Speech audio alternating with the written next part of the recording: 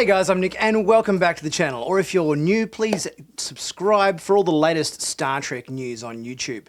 Today we're talking about Star Trek Prodigy, episode 5. It's the last episode we're going to see for a little bit. We've got a bit of a 6-week break over the holiday season until we get back into new Prodigy early in the new year. Still a solid episode, but probably not my favourite episode so far. I think there didn't seem to be all that much going on in this episode. We developed characters in this episode, but probably not as much happened in it as previous episodes of Prodigy. So let's go through this episode and see what it was all about. So the episode pretty much starts where our last one finished, with our crew marooned on the planet. Got injuries, we've got Gwyn with a broken leg, and we actually find out that her little sword, shield, the bracelet thing is good for many things, including to create a splint for a broken leg. So it's got multiple uses. And it seems like the planet's given up in trying to trick them to stay, and now it's just actively being aggressive and trying to get them to stay, you know, without trying to create illusions and so forth for the guys. And with Janeway actively on the ship, trying to get systems back up and running again and getting all the vines off the ship, we learn about gravimetric protostar containment. And it gives us a bit more of a hint as to the third engine in engineering we were kind of curious about in the last couple of weeks' episodes. And that is the fact that this ship's engine, which doesn't seem to be standard installation, it seems like it's a bit of a third-party install, not kind of official. It's a contained protostar, or as Roktar calls it later in the episode, a baby star. And this is part of this new revolutionary engine design that obviously makes these guys go significantly faster than their top warp speed. I love the moment in this episode when the crew's kind of wandering through the forest, trying to find their way back to the ship, and Jankenpog reaches out and tries to touch a flower, which then reacts and everything.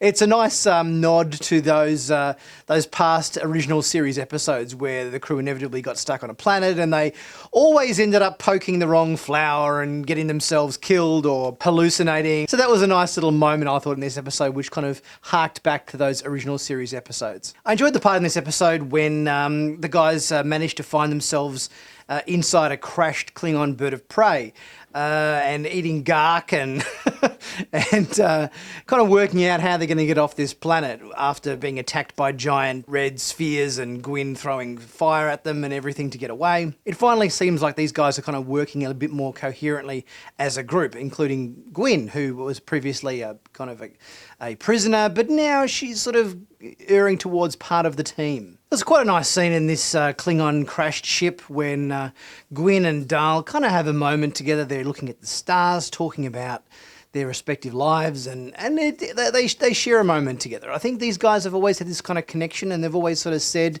you know, in a different universe or whatever, they could have been friends, and I think that friendship is now growing. And together they work out that even though the planet is trying to kill them and change the locations of mountains and stuff so they get lost and can't find their way back to the ship, that in fact they can use the stars to navigate themselves because they are fixed points that don't move, and the planet can do what it likes to move trees around and rocks and mountains around to confuse them, but if they just look at the stars, they'll find the way they need to go. And before long, Dreadnought and the Diviner land on the planet, and we have a bit of a showdown between Dreadnought and the kids, with Gwyn sort of standing up for them, and even though Dreadnought blasts her bracelet off her leg that's acting as a splint for her broken leg, it's clear that her allegiances are certainly shifting now. There's some quite difficult scenes here, I think, between Gwyn struggling with this kind of, where her loyalties lie.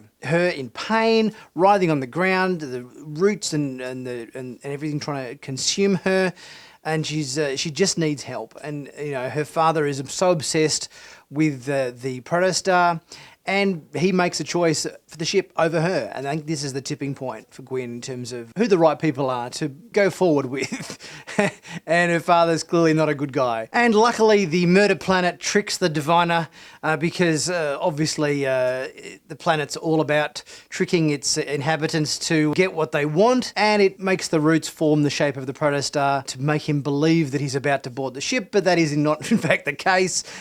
He's about to be consumed in roots whilst our actual crew boards the real Protostar. And to escape the clutches of the Diviner as he pursues the Protostar through warp, we work out that the Protostar drive in engineering is got quite a bit of a kick, and it's this new what they call proto-warp drive. So obviously the back of the ship expands out. There's like a third nacelle that comes out there, and even when they're going at maximum warp, they can probably double that again. So I would be interested to know what sort of speeds they can get up to with this drive, because it's got a bit of juice under the hood. I think the most interesting part of this episode was the dynamics with Gwyn's shifting allegiance, as the crew was doing more to help her and her father was kind of doing more against her, and seeing that realization, on her face and realize that she's going to go with the crew of the ship. And even though her father kind of keeps trying to pull her back in, I think she's going to realize where her heart lies with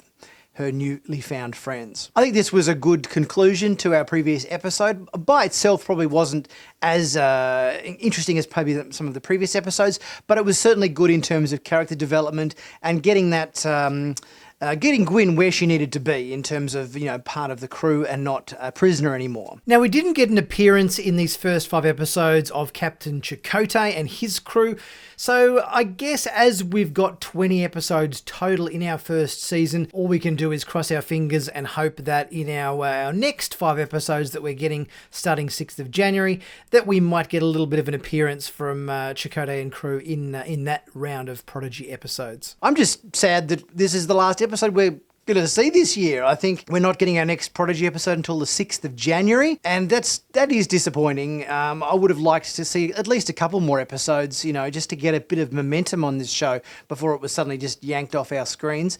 But, let's face it, CBS is pretty good at yanking Star Trek off our screens at the moment with Discovery and everything. Such really bad choices, I think, from their behalf. And I think, they need to consider the marketplace as a global thing and not just North America and everything. I think there's a lot of upset people about Discovery, the decisions that were made in terms of airing of that. So all I can hope is that, Discovery returns as soon as possible in that first week of the new year, along when, Prodigy comes back. Guys, let me know what you thought about this episode of Prodigy, episode 5, Terra Firma. Leave your thoughts in the comment section. As always, please don't forget to leave a super thanks if you're able to, and subscribe if you haven't already done so, and check out my merch in the merch store where you can pick up some cool hoodies, t-shirts, caps, mugs, all good stuff. Great stocking stuffers just in time for Christmas. Thanks very much for your viewership, and I'll catch you guys very soon.